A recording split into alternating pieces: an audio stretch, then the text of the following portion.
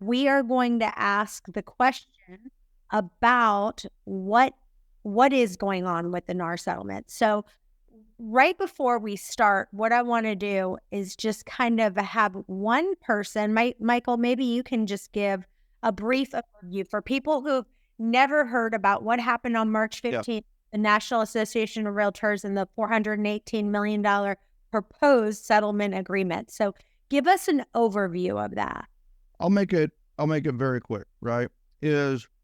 So essentially the first thing is that the Buyer's Agency Cooperative Commission will no longer be published in MLS. That's one of the big ones. Now, the other thing is that buyer agreements are going to be required for any showings, and that is a little bit different as well. The other thing that is very applicable is that whatever the Buyer's Agency Agreement says, then that is what the seller will pay. I mean, it's all negotiable, of course, but if you write your Buyer's Agency Agreement up for $1 and you go and the seller has already done seller concessions for 3%, which let's say it's $10,000, you will get paid $1 if your Buyer's Agency Agreement says $1. I just want everybody to know that. You can't go up, but you can go down. So if your Buyer's Agency Agreement says that they're going to give you 3% and you go and it's 2.5% and you say it's okay, then you can agree to do 2.5%. So that's one major change that everybody needs to look out for. And the number one thing that we kind of need to look at is that your buyer's consultations are now, you need to list buyers like you've been listing sellers. And you need to sit down with potential buyers and do a value-laden buyer's consultation that leads to them signing a buyer's agency agreement with you. And I mean, and I'm not going to be honest with you, in Kansas, Missouri, Georgia, Florida, I should keep that to Kansas, Missouri, Georgia. Listen, this is common practice, right? This is how we have done it since 1998. So it's not a real change for us. But I understand there's some states and some agents who have been winging it and being very hopeful that they just go show the properties and A, they don't get killed, thank God, right?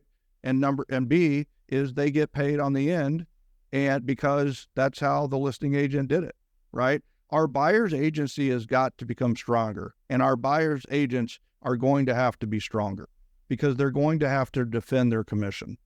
So I think that's kind of here's the thing that I want is calm the hell down.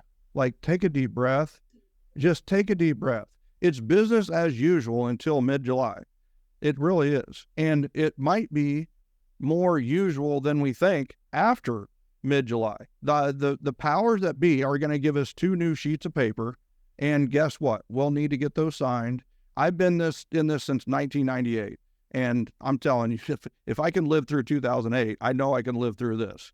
And it's one of those where I think the biggest thing is just take a deep breath and work on your buyer's consultation. I would also say that we're going to see more listing agents develop a stronger menu of services. I believe that they're going to offer commissions like 0, 3, 6, 7, 8, and even 10%, or at least that's what I would do. So I think that's, the other thing is NAR resolves all, they're free from all blame, which is amazing. And they also threw every $2 billion plus business and company under the bus and their employees, and which is like, listen, I'm going to stay out of the politics of this, right? But what the heck? Like, that's a really interesting move that they made, throwing some of their biggest contributors under the bus in this. And I know why they did it, but man, I've gone longer than I should on that. But I think the big thing is that right now, calm down, business as usual, hone your buyer's consultation. Hone, if you're the listing agent, hone your menu of service. If you haven't been offering a menu of services, start putting that together, right? The deal writing in 6% and going and just doing it, it's going to change. You're going to get questions. I want to tell you, one of the reasons why I joined and I just love Canzel is that I can get 100% commission, I get revenue share, and I get stock. I am making thousands of dollars every single month in revenue share and stocks, and I now don't have to work nights and weekends on real estate anymore. You know, I've actually never been to a real estate agent's retirement party, and I want to be the first one that people are coming to at a young age. And I want to share with you some of my favorite resources. So if you go to joincanzel.com/free, there's a couple that I want you to download. One is a 20 free lead generating PDF. It's going to help you generate leads for free that you can download, as well as there's one on how to double your business. I don't want you to miss it. Go download it today. joincanzel.com/free. So one thing I want to open up to the whole panel is, you know, I've seen some different videos out there with agents, and I don't want anyone naming names, but I listened to them and I literally was thinking in my head, did they even read the 108-page document? Because what they're saying doesn't match the document. So I'd love for us to just kind of talk about what are some of the misconceptions that people have that they think is happening that's not. I want to clarify that in just a minute. Who wants to take that on? Yeah, I'll talk about a few topics. First of all, being in Florida, I do use a buyer brokerage agreement. It's required for all of our agents. I've been doing it for 6 years. And I love the fact that NAR put that in there, that it's going to be required nationally, because it's going to be so much easier to get it signed. And, you know, it's going to spell out in there that you can't double dip. So if a seller is still offering out the commission, then you can't also collect a commission from a buyer. So we don't have to worry about the double dipping. Yeah. And, you know, we're going to have workarounds. You can still represent the seller. And if the buyer doesn't have an agent and they come to you, but they don't want to hire you as the agent, set a flat fee of what you're going to charge them. It doesn't have to be a percentage. Just say, hey, I'm going to charge you this amount to do all the paperwork for you. And what I'm seeing here is right now, since Friday, we are being flooded with buyers. Buyers are scared, and I have a listing that hasn't had showings in 5 months, had 3 showings already since Friday. So they're scared. So ride that gravy train right now, because we need to take advantage of that. Amen. I'd say another interesting topic is the part of the proposed changes that the Realtor Association will be forced to decouple the MLSs from the Realtor Association memberships. And, you know, as Michael just said, some people may be very unhappy with NAR. What is this going to do to overall memberships across the nation? You know, once you don't have to be a part of the MLS in that area to, you know, or be a member of Realtor in order to be a member of the MLS, how's that going to change the whole landscape of the Realtor Association? And then also the change that was proposed that the commission won't be able to be listed on the MLS, but it will seemingly be able to be listed on the listing brokerage's website. And I believe... Let me read that, because sure.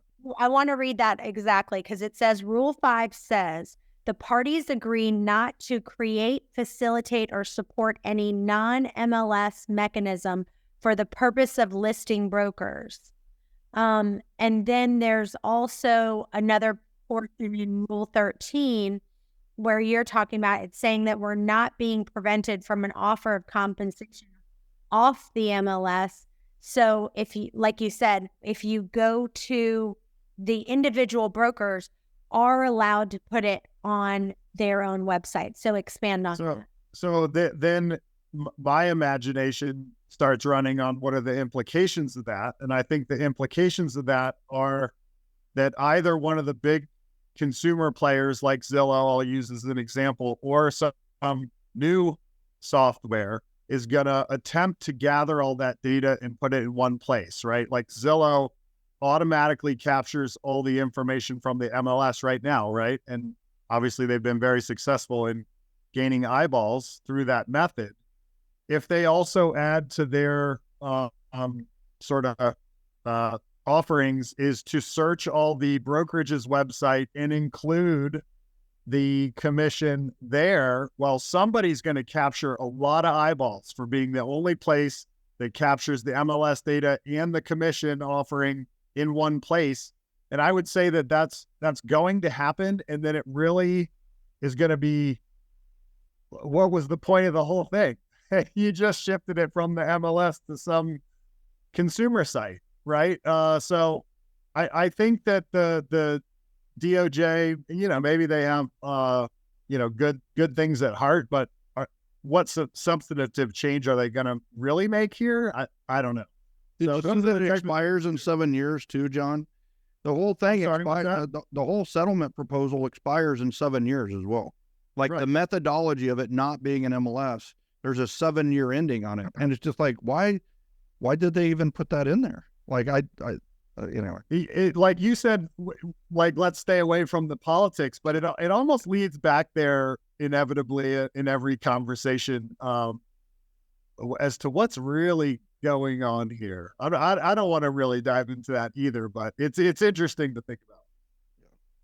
The other, that is a big thing, is how are you as a listing agent going to communicate the commission, the buyer's agent, or the seller concessions towards the buyer is actually a more accurate way to put that. My understanding is I'm just going to be flooded with emails, right? Like everybody who wants to show my property is going to say, can I show the property on Wednesday between 9 and 11? And what commission are you offering? It's just going to be an extra question that I field in my, can I show the property question?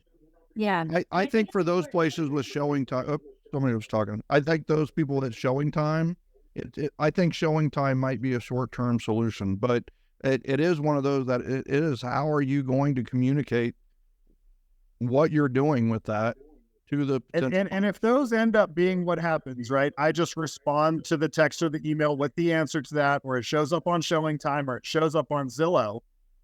How substantial of a change have we made for the consumer? Not much, in my opinion. Yeah, and I think it's important because some of you might be thinking, okay, well, I can just, since we don't have a field in our MLS anymore, I can just put the buyer's compensation or the other agent's compensation and agent in the firm remarks, and you cannot, like none of that. Or on MLS. Yeah, so it's important to remember that they have made a few rules on that, but this third party way of showing it is really gonna, I think, either be someone's new business or Zillow's really going to capitalize. I saw a really funny thing on social media the other day where someone drafted a set of comments about a property and they capitalized the words 3%, like included it in other words, and that was hilarious. In the additional terms and conditions, yeah. Well, we also have Ryan Ramstead, our legal consultant. So, Ryan, I'd love for you to chime in legally, kind of some things that you've thought about that's going on with this whole NAR thing. Yes. So you can, there's a place on the new contract where you can have your client initial that says, hey, I'm only going to show you properties that match my commission being paid by the seller. So as long as your client initials that, then if someone says, I'm not going to pay the buyer's agent anything, then you can just leave those out. So I guess the question is, how do I get that information? It sounds like you guys have already brainstormed how that can be present without, violating the new ruling. But the most important thing from a legal perspective is just make sure all the documents, all the contracts are filled out completely and accurately. They can be kind of confusing. And the sales contract, the RAIN contract, that's what's ultimately going to control from our perspective. So if you don't fill it out properly, and there might be a situation where an agent doesn't get paid, and obviously we don't want that to happen to anybody, but we're beholden to the contract, as y'all know. So I think that's just the important thing to focus on that. Obviously VA buyers, they're not going to be able to have their agent pay for the. That's a good point. So what would would the workaround, or is there a workaround? Because VA makes it very clear that the buyers cannot pay for that. What is the solution for that? That's a big question. There is none right now. I mean, we're going to have to wait to hear what the VA says. And I mean, honestly, also what Fannie and Freddie say about how this is going to be handled from a mortgage perspective. Can lenders contribute? That's going to be the next thing. Can lenders somehow contribute to commissions can you finance a buyer's commission? Right. I mean, we've been doing it. They've been doing it for years, but now it's going to have to be more explicit that can they roll that into it'll be rolled on the top instead of rolled in to be included. And can that change appraisals? Can that, will that raise home prices, which makes homes even less affordable, less eligible for the FHA and VA buyers who this really hurts, in my opinion, in a big way. It's going to hurt the VA buyers the worst. Absolutely. And the implications of this for sort of different market conditions. We've been in a seller's market for a while, and it's really interesting in this environment where, a seller can now avoid, we were all doing business back when sellers always paid the buyer's commission. Sellers always paid the buyer's closing costs. Buyers were a little bit more in the driver's seat. Closing costs have gone away. Commissions have gone away. Imagine in the future where it skews again in a buyer's market. I don't even think we'd really be talking about this because sellers are going to be hard. It's going to be hard to find a buyer like it used to be. And of course, you're going to offer a commission in that environment. In this environment, it's a more interesting conversation, right? Sellers are going to pay less and less things. But when the market shifts again, this will be a less critical conversation, I think.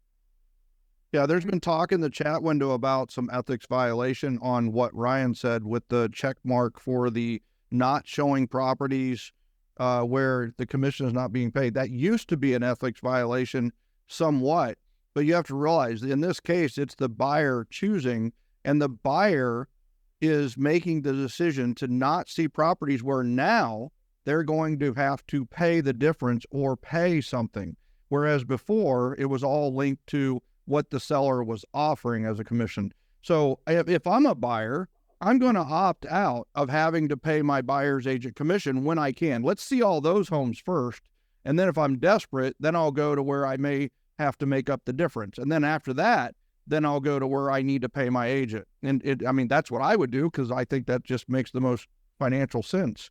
So that's what was talked about there, Scott, Susan, and a few of you. I know you were commenting on that. It is not an ethics violation anymore if the buyer is choosing. So, an important part of the buyer representation agreement is the buyer's authorization to allow you to filter properties based on commission. As we just talked about, though, that won't be able to be done through the MLS. So that will be done through, they send you a list of 10 properties they like. You call all 10 and ask the question, what's the commission? You narrow it down to 3, and now you plan around the showings for those 3. But you better have in writing that the buyer has authorized you to filter in that way. And that's the important piece of that will be a fundamental part of the new buyer representation agreement, I think, to keep agents out of trouble for making their own decisions on what to filter in that regard. Basically, do you want all your money to go to the down payment, or do you want some of it to go to the down payment and some of it to go to me? And we're already in a low demand environment with interest rates as high as they are, prices as high as they are. I mean, this hurts demand further, right? And if there is no spike in supply, all markets are supply and demand dynamics. We could be looking at a really interesting marketplace with extremely low supply and extremely low demand for the foreseeable future. All right. I think remember too that this still has to go before a judge. This isn't the only settlement out there. And if you guys haven't read the Department of Justice's settlement, that is scary. They are actually, even though we're not allowed to set commissions, they're putting a set commission in for us. So that could be interesting. Where's that at? Can you send me the link on that? I haven't read Give that. us an overview of that, please, Deborah. Just a quick one, and then wrap up because we're out of time. Go ahead. Yeah, so I was on a Florida Realtors meeting, and they shared with us that the Department of Justice has proposed that buyer's agents get a set, and we can say this because it's out in writing, a set 2% and nothing more. So they're wanting to set our commissions, which is completely opposite of what antitrust laws are. So that's the real kicker. And We did this thing to avoid price fixing, and now we're going to fix the price to it all. I love it. We're not going to talk about politics, thankfully. You guys want to We're hear not. something funny on that? Is that out of all the high ticket asset sales positions in the world, like if you sell a plane, you get 10%. If you're an auction house and you go and sell your house through an auction or a car through an auction, it can be up to 25% buyer's premium. If you go to commercial, it's 7, 8, or 10%. I'm ready to switch to commercial. And how about attorneys? No, no offense, Ryan, but when's this coming down on attorneys? They get So, Ryan, I've got a great idea for you. You be the attorney who is strong enough to sue class action attorneys. And there is a lawsuit there waiting to happen. Like all those little people get $100 and they get 30 million. That's like it doesn't seem legal, but there's no lawyer.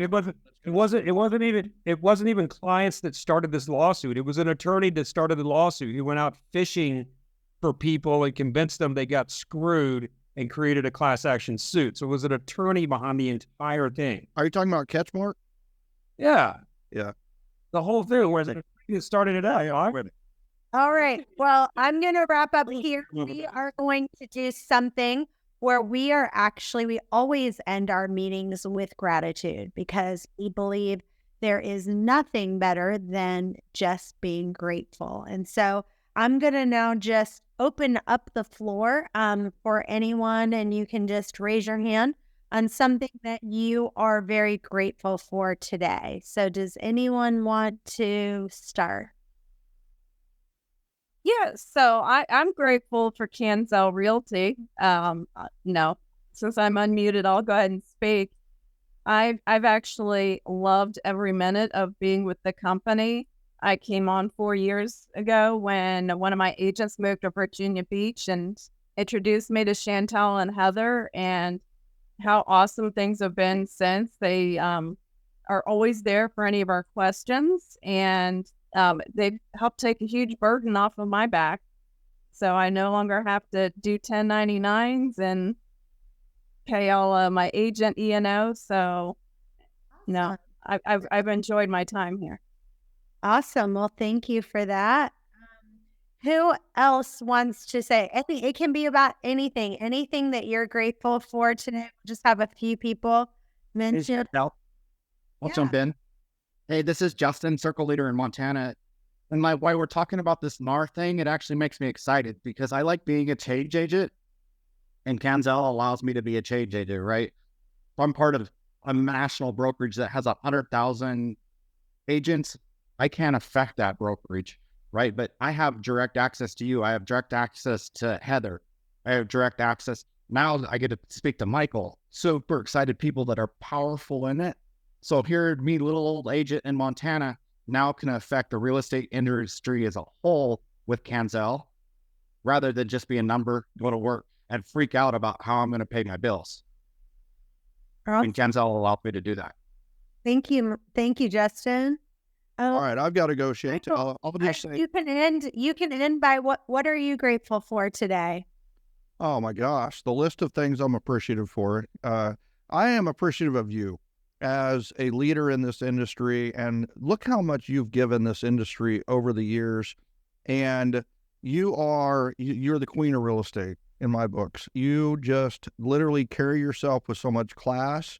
And you are, I noticed Huntley or somebody said, Tara Hart, hi Tara, love you, said that, Michael's being a lighthouse in the industry. And Chantel, you are a ray of light and a lighthouse in this industry. And I'm just appreciative of all the value you continue to bring on a daily basis, weekly basis, monthly basis, yearly basis, and through your career. You've been awesome. I'm so blessed that Howard Brinton connected me and you many years ago with the Star Power. So yes, somehow you get better looking and somehow I just get older. So hey, you have been such a blessing to my life, and we'll just go ahead and wrap up here.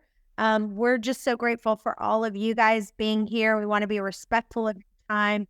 And you guys are welcome to join every Tuesday. This is an open forum. You're able to join 12 noon Eastern time. We'd love for you to join then. Thank you guys for being with us. Thank you for listening. If you enjoyed this episode, please subscribe, leave a rating and a review so we can get this out to more agents. And tune in next week for another power-packed episode. This is the Millionaire Real Estate Podcast.